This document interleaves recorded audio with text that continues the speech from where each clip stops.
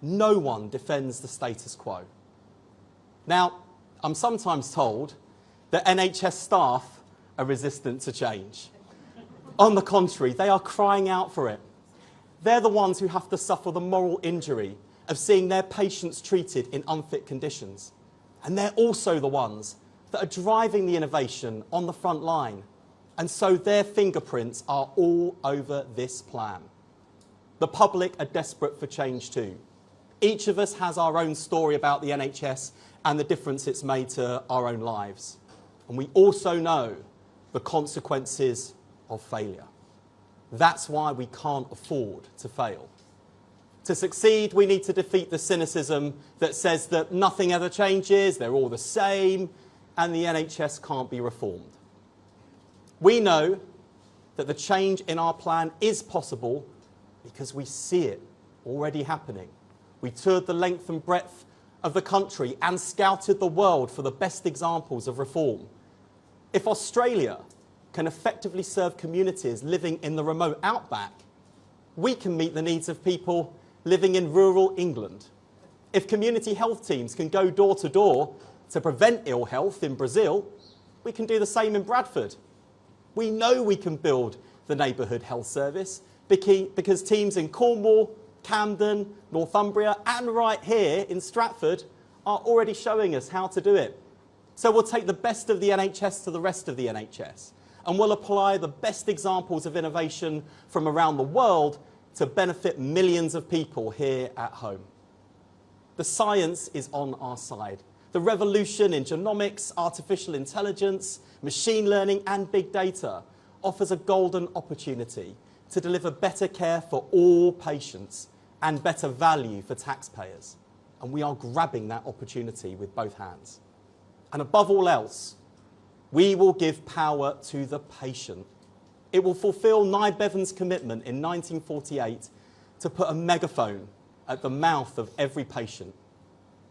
We know the British people are counting on us. It falls to us to make sure that the NHS not only survives, but thrives. And we will not let our country down. Because if we succeed, together with the 1.5 million people working in the NHS, we will be able to say with pride that we were the generation that built an NHS fit for the future and a fairer Britain where everyone lives well for longer. And that's the plan we're launching today. Thank you for being here.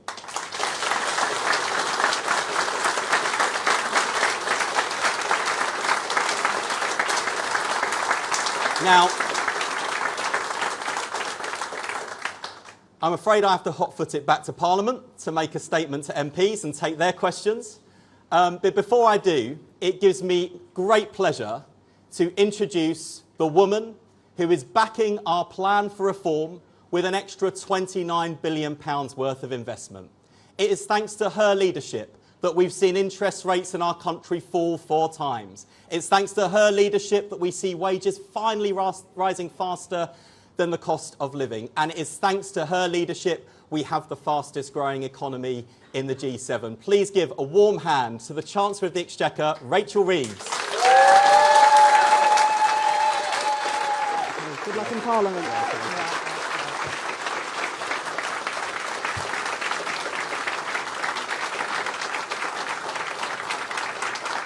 Thank you.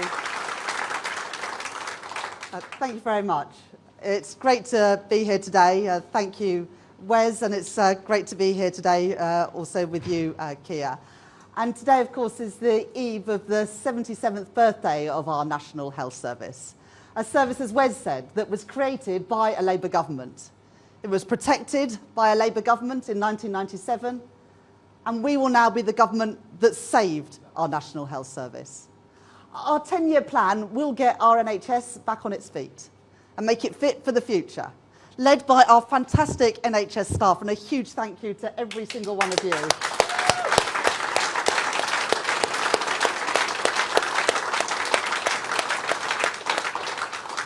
And funded by the £29 billion that I announced in the spending review last month. I want to be clear, we are spending money on taxpayers' priorities. But that wouldn't have been possible without the measures that we took in the budget last year. We fixed the foundations and we've put our economy back on a strong footing. Our commitment to the fiscal rules has meant that we can boost investment in our public services. The work that we've already done means that we have recruited 1,700 new GPs. We've cut waiting lists, and we've delivered 4 million extra appointments in under a year. That's twice as many as we promised, and that wouldn't have been possible without all of you. Making this country fairer for those who have paid in all their lives, by guaranteeing that the NHS will be there when they need it. That's vital for the millions of people who rely on our NHS. But it's also vital for our nation's finances. Because if people have timely treatment, they'll be able to return to work. If NHS staff don't have to spend all their time on endless admin and bureaucracy, then they're free to focus on the care that they are so good at delivering. And if we can prevent illness taking root in the first place, we can save on costly treatment, as well as the huge pain and heartbreak later down the line. So this is the right way forward. Good for the health of our nation, and good for the health of our nation's finances. This government will always deliver on the priorities of ordinary working people. And I am proud that with this plan, the NHS will always be there for those who need it, for the next 77 years, and many more beyond that too. Thank you very much.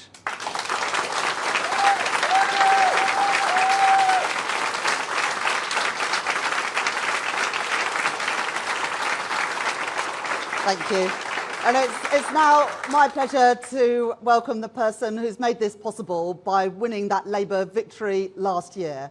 And without that, we wouldn't be able to fix the foundations of our economy. We wouldn't be able to deliver the free school meals in our primary schools. We wouldn't be able to build the 1.5 million homes. We wouldn't be able to do anything that me and all of our colleagues came in to do. So, Prime Minister, over to you. Thanks, mate. Great stuff.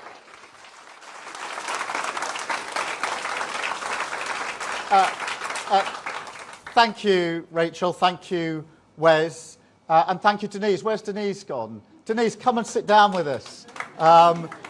Because Denise's story is fantastic. As she said, she works here, she lives in this borough, and she uses the services here. And what a great testament that is. And Denise, thank you for your introduction. Thank you for your words. And it is a real privilege to be here with you in Stratford. And I've seen the work you're doing this morning. I'm sorry to be interrupting your work. I do understand how hard it is. My mum worked in the NHS. She was a nurse and a very proud nurse with it. My sister worked in the NHS, and my wife still works in the NHS in one of the big London hospitals. So I do understand what you do, how you do it, and what you put in, and why you do it as well. And so let me start by saying a big thank you to all of you for what you do. And if I may, through you, to say thank you to all the NHS staff right across the country who do what they do as public servants because they care about treating and caring for other people.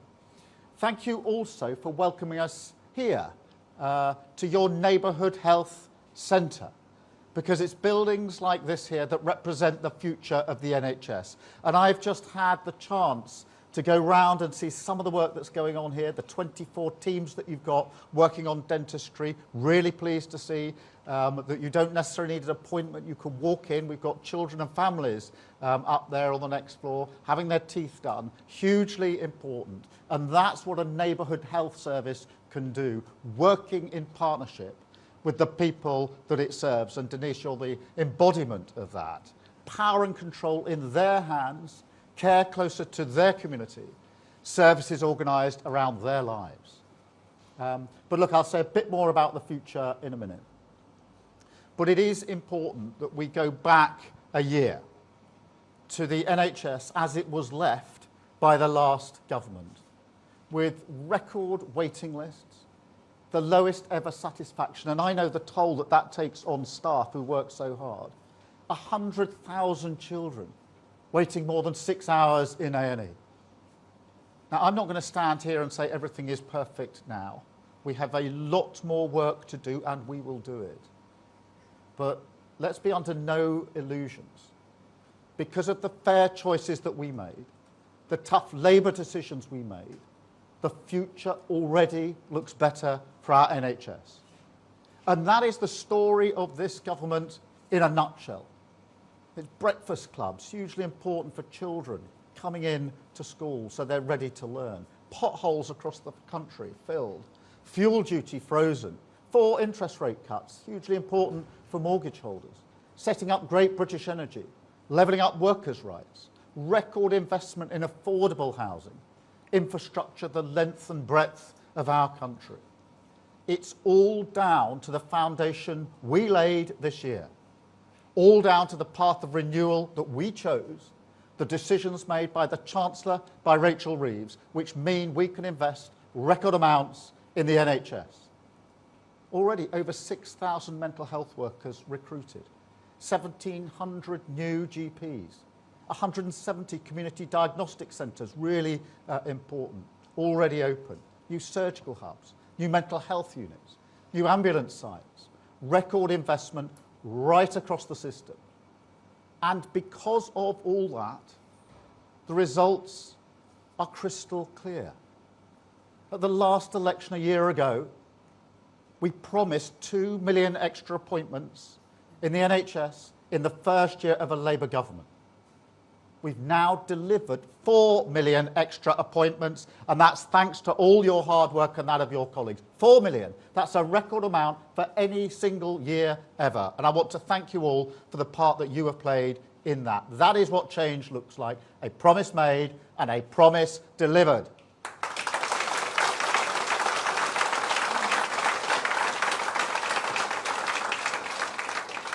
And turning those statistics into the human is really important. So let me tell you about Jane, who I've spoken to. At Christmas, she was taken to hospital with back pain, and the diagnosis was not good. She needed her gallbladder removed. And Jane asked, as you can imagine, how long will I have to wait? And they said to her back then, I'm sorry, but at the moment, it could take up to 10 months. But because we've speeded up electives, because we've speeded up appointments, by May, she was offered a private appointment, paid for by the NHS, as part of our plan. And now Jane is pain-free, 5 months, not 10 months, and she's got 5 months back, free from pain, free from anxiety, and in a sense, her life is no longer on hold. That is what change looks like in human terms. That's the difference a Labour government can make.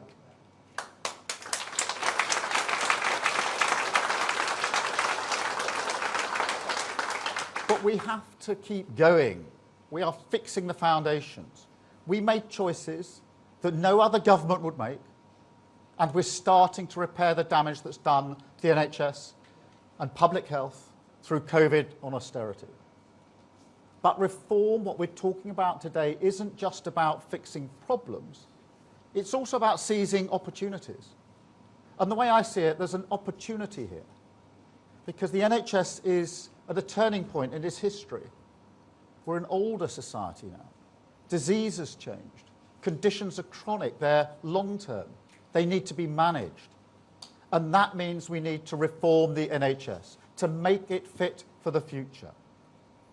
And with the technology that is available to us now, we have an unprecedented chance to do that, to make care better, to transform the relationship between people and the state, to give patients more power and control.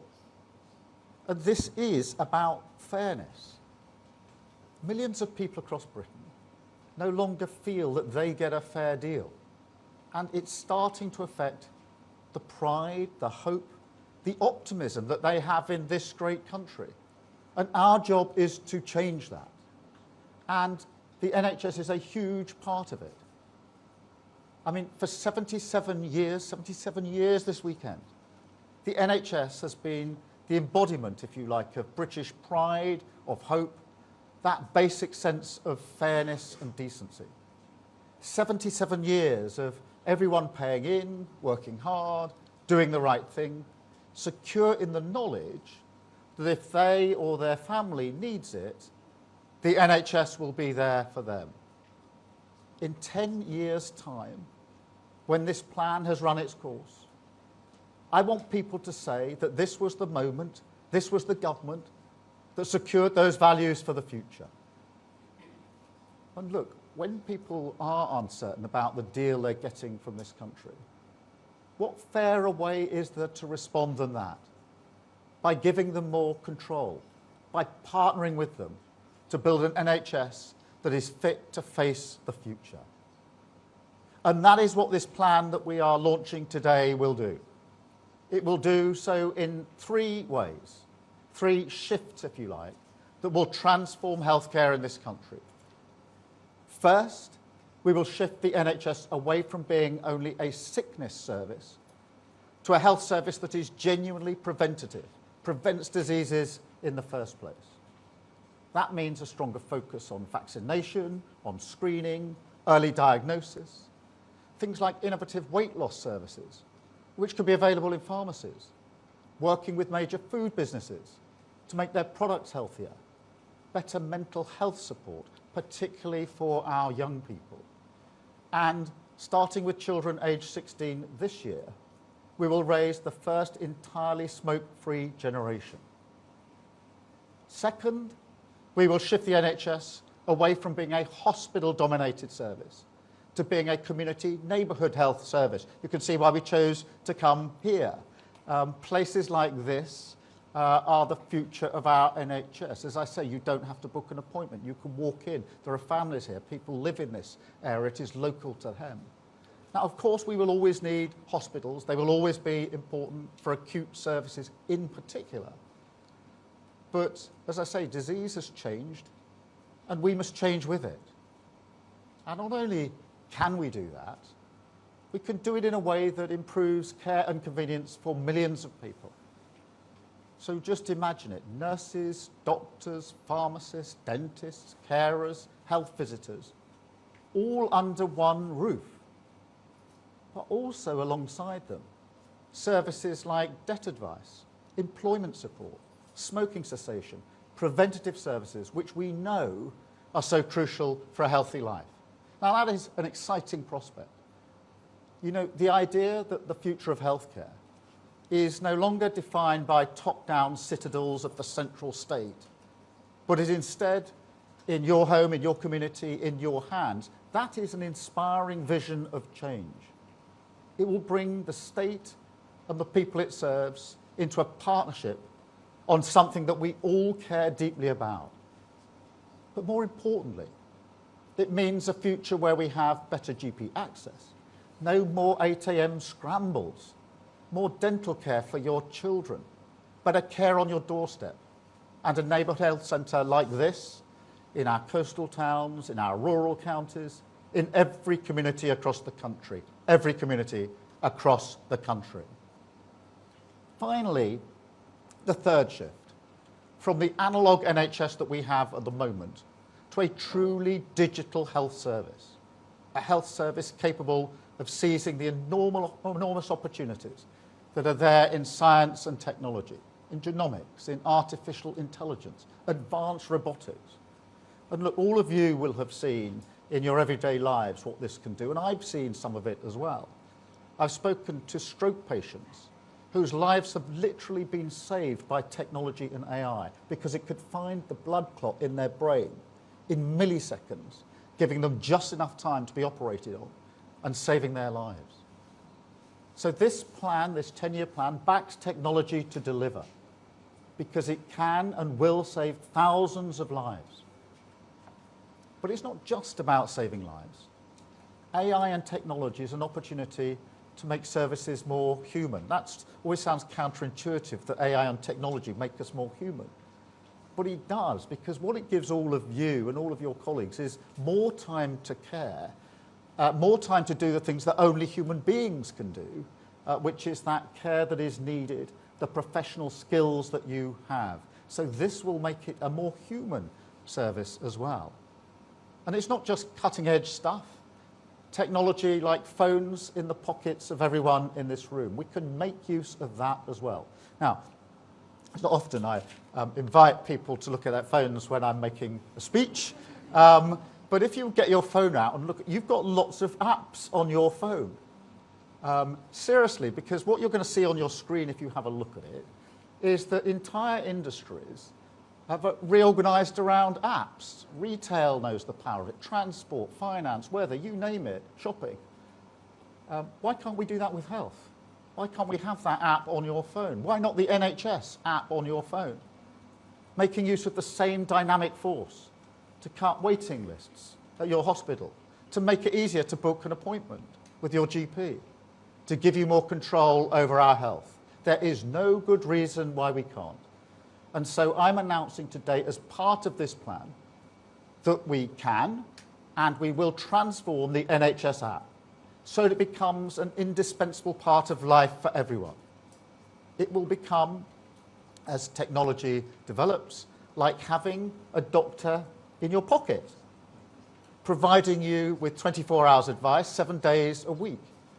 An NHS that really is always there when you need it. Booking appointments at your convenience, ordering your prescriptions, guiding you perhaps to local charities or businesses that can improve your well-being. And perhaps most importantly, holding all healthcare data in an easily accessible single patient record. Now, don't underestimate just how important that is. I've been up to Alderhay Hospital in Liverpool many times. It's a children's hospital. It's a brilliant hospital.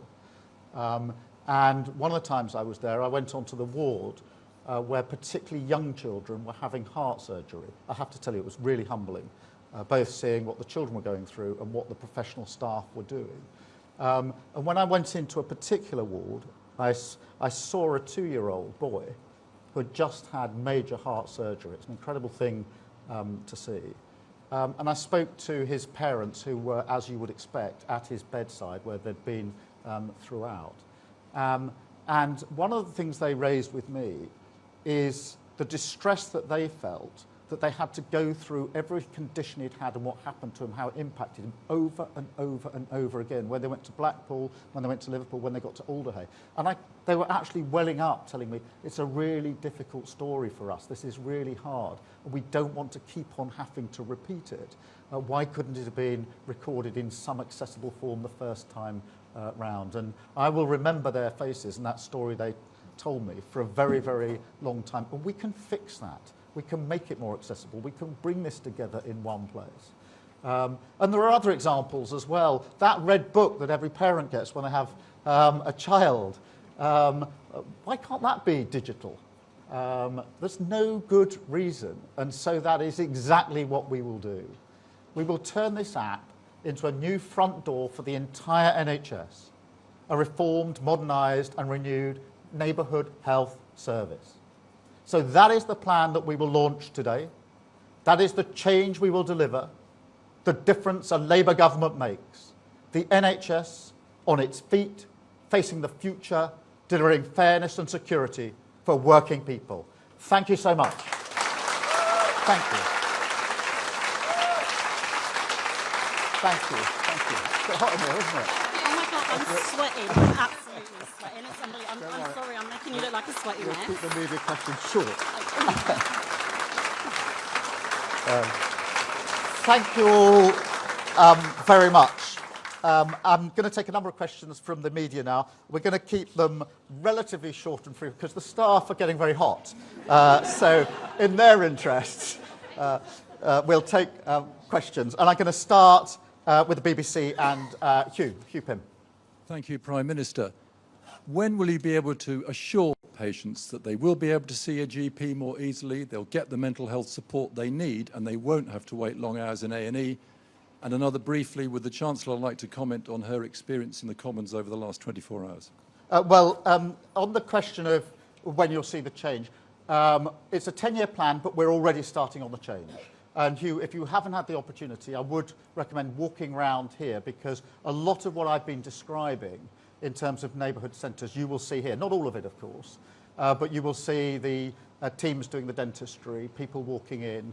And that is both incredible to have that in your community, but it ties in with my experience in Alderhay. I think you may have been there when I was there, when one of the shocking statistics, and it really did shock me, was to learn that between the ages of 8 to 12, more children come to Alderhay to have their teeth taken out because of decay than anything else. And so some of that is being dealt with the preventative measures here. So some of it is starting already. The technology is moving on. Some of it will take a bit longer because the neighbourhood centres have to be put together and the services all brought to one place. It is a 10-year plan, but we're beginning on it already. And what I have, and my intention and determination is that as we look back proudly at the Labour government that created the NHS, and we do, and celebrate it, and that's a good thing, I want in 10, 20, 30 years people to look back and say, this was the government that seized the moment and reformed the NHS so that it's fit for the future and is still celebrated year after year after year. In relation to the Chancellor, I'm not going to stand here and speak for the Chancellor, but as she's made clear on a number of occasions, yesterday was a personal issue, and I'm certainly not going to say anything more about that. I think it's just fantastic that she is here. And as I say, none of this would be happening if she hadn't taken the decisions that she's taken. So she took those decisions and she'll be taking them for many years to come. Thank you, Hugh. Beth at Sky. Thank you, Prime Minister. Beth Rigby, Sky News. PM, your first year anniversary has been marked by a self-inflicted shambles over welfare that's left you and your Chancellor wounded. You've U-turned on your reforms, your MPs don't trust you, and markets worry that you've lost resolve on fiscal discipline. It's the epitome, isn't it, of sticking plaster politics and chaos that you promised voters you would end. You say it's your responsibility, so can you explain to our viewers how you got this so wrong and what you intend to do to rebuild your trust and authority in your party? And if I may, I know it's long, sorry. Chancellor, first, it's really good to see you today. It's really good to see you here. But Prime Minister, I have to ask you, on a human level, people were shocked and baffled that in the Commons yesterday, you did not offer your Chancellor your support. Was it because you didn't see what was happening, or did you not know what to do? Thank you. Well, Beth, let me just clear that up straight away. I didn't appreciate what was happening because, as you will probably appreciate, the PMQs is pretty wired. It goes from question to question, and I'm literally up, down, question, looking at who's asking me a question, thinking about my response, and getting up and answering it. And so it wasn't just yesterday. No Prime Minister ever has had side conversations during PMQs. It does happen in other debates when there's a bit more time, but in PMQs, it is bang, bang, bang. That's what it was yesterday, and therefore I was probably the last to appreciate anything else going on in the chamber. That's just a straightforward human explanation. Common sense explanation, if you like. In relation to your invitation to tell your viewers what we've achieved in the first year of a Labour government, I'm very pleased to say we've brought down waiting lists. We promised 2 million extra appointments. We've delivered 4 million extra appointments. We've begun the project to build 1.5 million houses, particularly social and affordable houses. In schools, we have introduced breakfast clubs, really important for children so they're ready to learn when they get to school. We've rolled out free school meals to 500,000 more children, hugely important to them. We're just doing more on childcare. That comes on stream in September.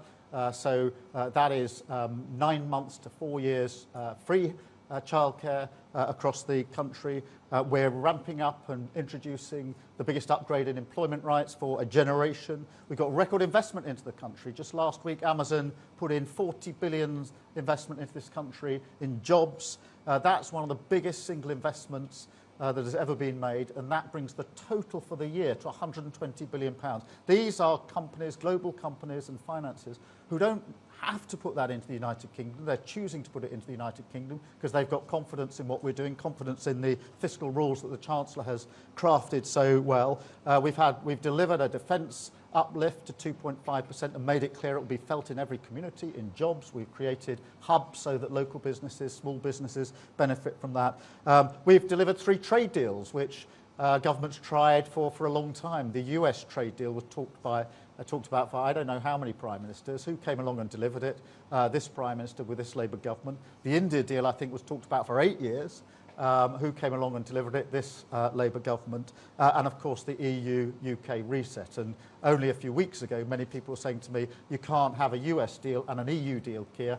You've got to choose one or the other. And we've got both. And it's measured, Beth, by the thing that matters most to me, which is improving the lives of working people. And that trade deal with America was hugely important to JLR and the car manufacturing sector. And equally, the SPS agreement with the EU will bring down prices in supermarkets across the country. I could go on, Beth, but it's a long list of achievements of this Labour government, and I'm really, really proud of them. You had to collapse your welfare reforms because you were going to lose a vote in the House of Commons. Are you just in denial? You've totally ignored my question. No, I'm not, and we didn't get the process there right, but I think it's right that if we're looking at the entire year, that we look at all the things we've delivered. And I always do this through the eyes of the working people up and down the country that we came into government to serve, that really mattered to me. I actually gathered them in the back garden of Downing Street the other day. These are all the people I'd met along the way in the campaign trail, people working in the public sector, people doing campaigns, people who put in every day. I got them back, partly to show what we delivered on the commitments we made to them, partly to make sure that we always have them in our mind's eye. And they are very, very pleased that we've delivered waiting lists down, that there's housing they're going to be able to afford, that their schools are looking better, their hospitals are looking better, record investment, and all those people whose jobs are going to be either secure under JLR or created under the other investments coming in. That is what matters to me, and it's really important that I stand up and be absolutely clear. I'm very clear. I'm very proud of the decisions we've made.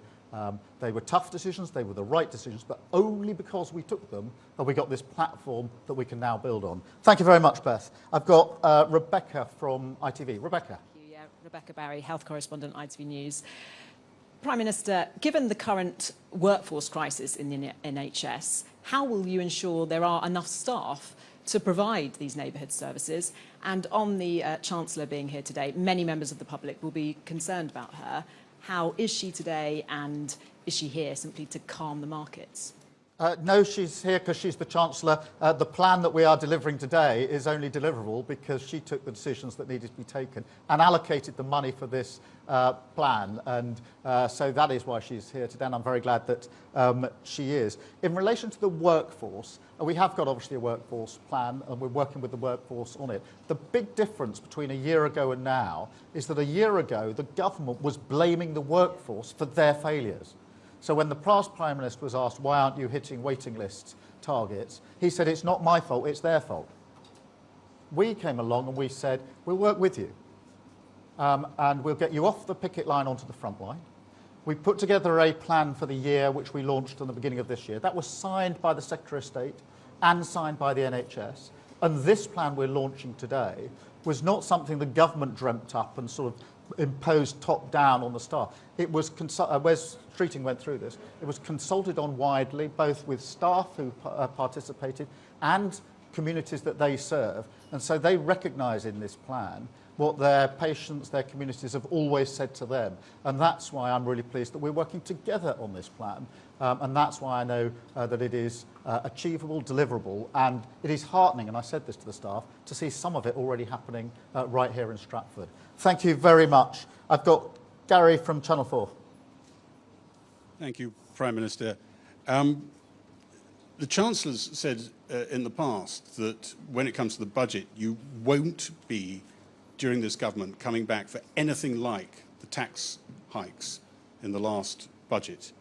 Can you actually, hand on heart, repeat that now? Because after this week, a lot of experts, a lot of people in the city think you probably can't and maybe shouldn't. Well, Gary, first of all, let me say what every Prime Minister or Chancellor says any time they're asked about a future budget, because it's always the same. This isn't a Labour answer or a Conservative answer, but no Prime Minister or Chancellor is going to write a budget in advance.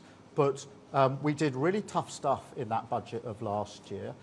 We made sure that we stabilised the economy, and we took the big and heavy decisions early on. And that's what we meant by what we said when the Chancellor said that before. It's what I mean and say again today. We've done a lot of the heavy lifting. We've done a lot of the hard yards. As a result of that, we're turning our economy around. The fastest growth in the G7 in the first quarter of this year, business confidence at a 9-year high, and record investment. In the end, that's what drives growth. And That's what we were saying a year ago at the other side of the election, and I say it again here today. Thank you, Gary. Doing yesterday, because it looked rather serious for a while. Gary, a lot of people were worried. What they were saying was they weren't sure a Labour government, maybe without Rachel Reeves in it, would balance the books. Well, Gary, again, I think, as you know, it's unwise, and politicians don't comment on markets, and I'm not going to do so. Thank you. Andy from Channel 5. Thank you very much, Prime Minister. Andy Bell, 5 News. Can I also say, good to see the Chancellor here after yesterday, and would invite her again if she would like to say a few words about what happened yesterday and her reflections on that. I'll leave you to think about that for a moment. But Prime Minister, what people did see yesterday, whatever the cause in the Commons, was a Prime Minister, a Chancellor clearly under enormous pressure. Do you worry that this is becoming too much pressure for your Chancellor? No, I have every faith in my Chancellor. She has made incredibly important decisions in the last 12 months, and we wouldn't be doing what we're doing today without those important decisions. We work in lockstep and will continue to do so for a very long time. That is a good thing for the government. It's a good thing for the country. Thank you. Chris at GBN. GB.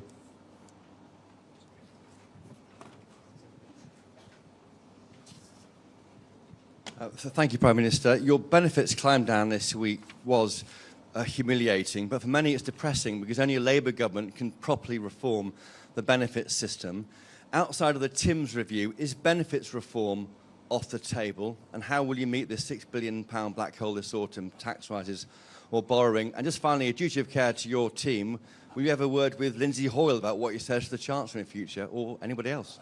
I won't comment on the second issue, Chris, as you'd expect. But look, no, we are pressing on with reform. It is important that we reform the system. Welfare isn't working.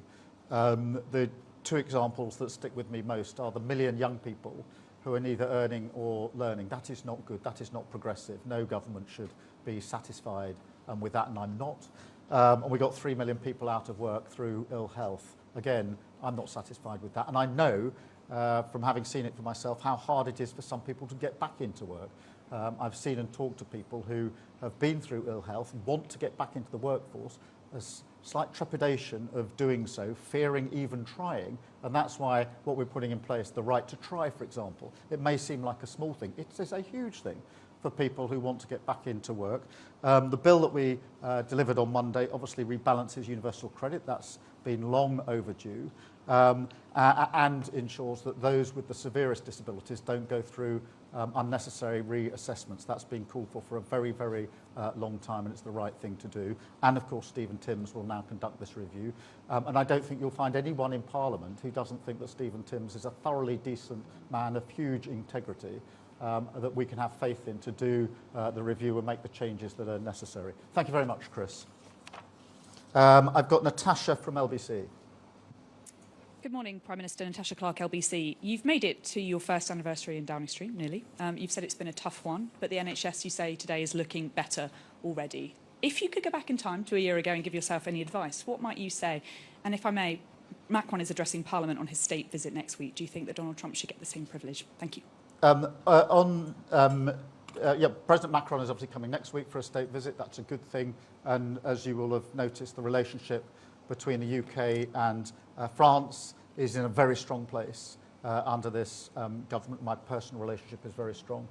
Equally with President Trump, again, the relationship between our country and the UK and the US matters hugely. It's as close as ever, and I've got a good relationship with President Trump as well. In relation to the details of his visit, I mean, they're normally set out nearer the time, so I'll come back to you on that if I may. In relation to the first point was, sorry. What would you say to yourself if you could go back in time? Oh, many things. Focus on what matters most. And that's why when I say what matters is who you have in your mind's eye, I really mean it.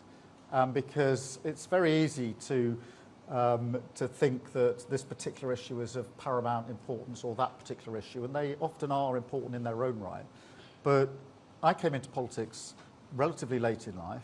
I'd done other things beforehand, and I came in for one simple reason, that I wanted to change the lives of working people for the better.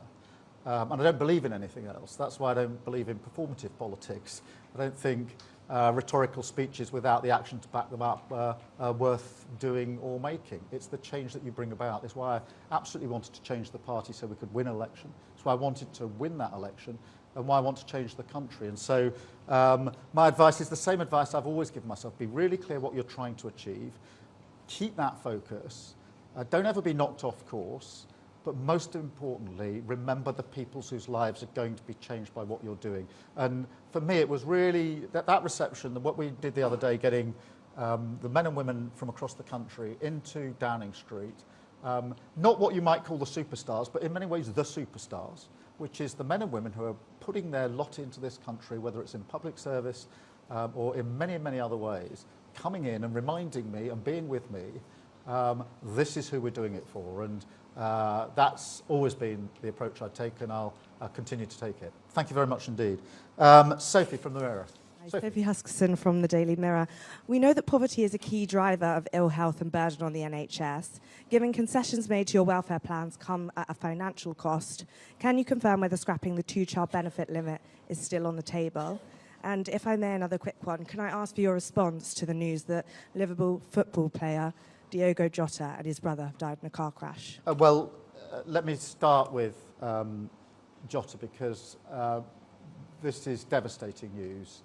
And I'm sure I speak for everyone in saying our first thoughts are going to be with his family and his friends in particular.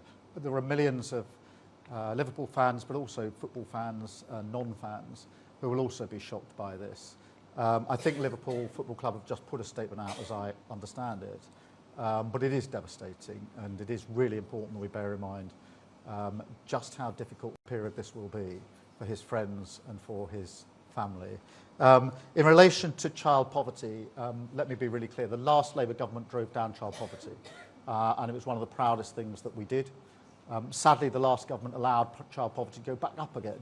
I'm determined that this government will drive it down, just as the last government did. We've got a strategy and a task force working on this. We'll lay out the full details of that. I personally don't think there's a silver bullet that if you do this one thing, it will deal with child poverty. I think we've got to look at a range of things, including, of course, the sort of stuff that's in this plan today, including what we're doing, helping people back into work, but many others. The breakfast clubs, the free school meals are all part of the work that we've already started on in relation to child poverty. We'll set that out. But as I say, I've never personally believed that there's one silver bullet, that that's the one thing you need to do and nothing else. I don't think that is actually going to achieve it, and therefore the plan will be much more broad-based and comprehensive than that. Thank you so much. I've got Sean from the Mail. Sean. Hiya, Sean Wooler from Daily Mail. To deliver this 10-year plan, you would need a third term in government. How confident are you that you can carry the public support and your MP support for that long?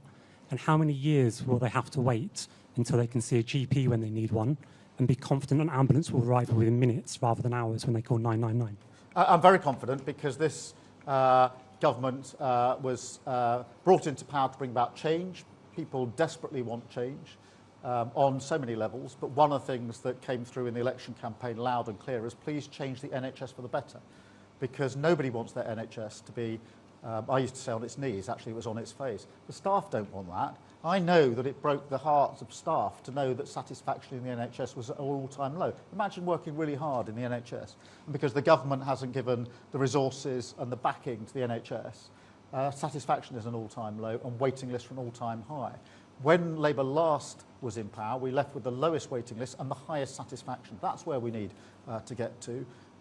And the reason I'm confident that we can deliver that, and I've always said it's a 10-year renewal plan for the government as a whole of the country, a rebuild, but this plan is a 10-year plan. I'm confident in that because it reflects what the public, the communities have put into the plan. This wasn't a plan which we sat in Downing Street and wrote out. It's a plan that we asked those who use the NHS what they wanted to see change. We asked the staff as well, and that's why I have utter confidence in it. Thank you very much, Sean. I've got Chris from the Times. Thank you. Chris Smythe from the Times. Basically, every NHS plan plan for the last few decades has set out the same vision as we've got here, talked about the same shifts and had the same goals. None of them have worked.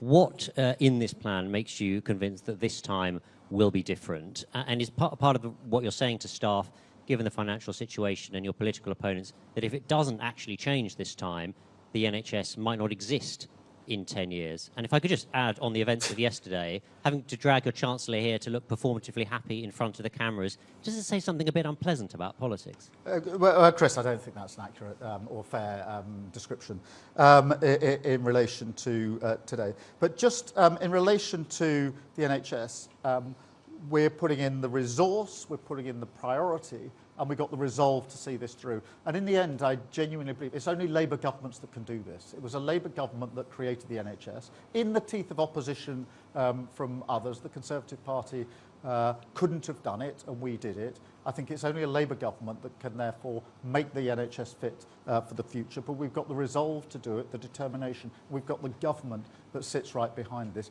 And the way we're doing it is to work with the NHS rather than blaming them when anything goes wrong. And that's the difference. We'll deliver it. And I'm really pleased that I can evidence that by the work and the changes that have already happened. As I say, I'm really proud of this. I'll say it again. We promised 2 million appointments. It's a big thing to promise before an election because I know that if I was standing here a year down the line and we'd only delivered 1 million extra, you would all be saying to me, you've broken your promise, haven't you? We went through the 2 million threshold, I think, in about 7 months. And then it went up to 3 million, then to 4 million. I'm really proud of that, but I know that only happened because we worked with the NHS and put the resource in and the backing. And now, again, back to the people that matter most to me, people are now getting their appointments more quickly as a result of the changes we've made. Jane is a small human example of that, but Jane would still be having back pain today if we hadn't brought about the faster appointment in her particular case. I've got Peter, I'll take from The Guardian, then we're going to call it a day because it's getting very, very hot in here, and I'm just conscious. Look, I'll keep this as brief as I can, and if ever anyone collapses in the background, I'll be sure to let you know.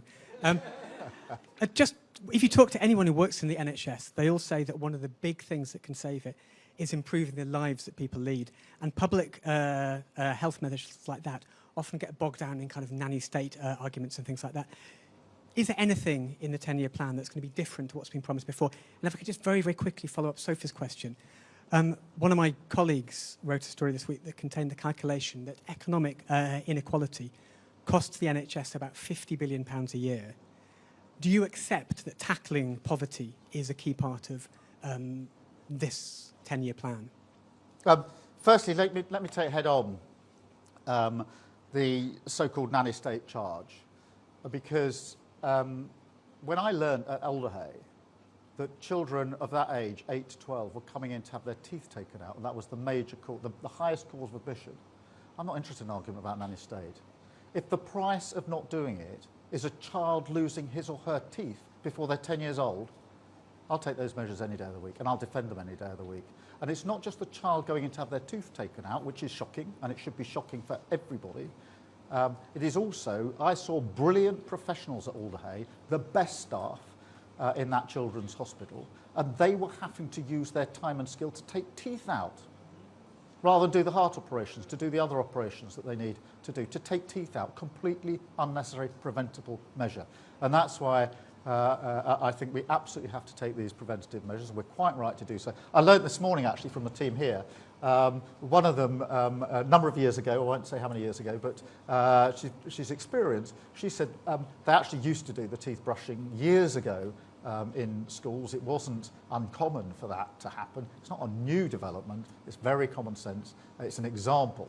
But what I won't tolerate is children losing their teeth or brilliant staff having to spend their time carrying out preventable and unnecessary measures when they would much rather be using their skills to do other things, as they are doing here. I mean, I was really struck. There was a young family in having their teeth checked and done this morning. That is exactly what we want in a walk-in service. On the question of inequality, yeah, the two are tied up.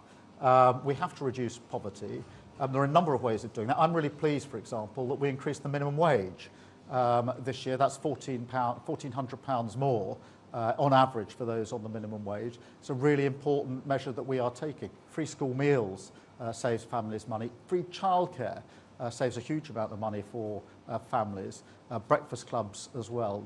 There are a number of measures we're taking to reduce the burden of the cost of living, because I know absolutely that inequality and poverty are linked to ill health, and we'll continue to take those measures. Thank you very much. We really will release everybody now. I say thank you to all the staff. That was very, very hot, wasn't it? Apologies.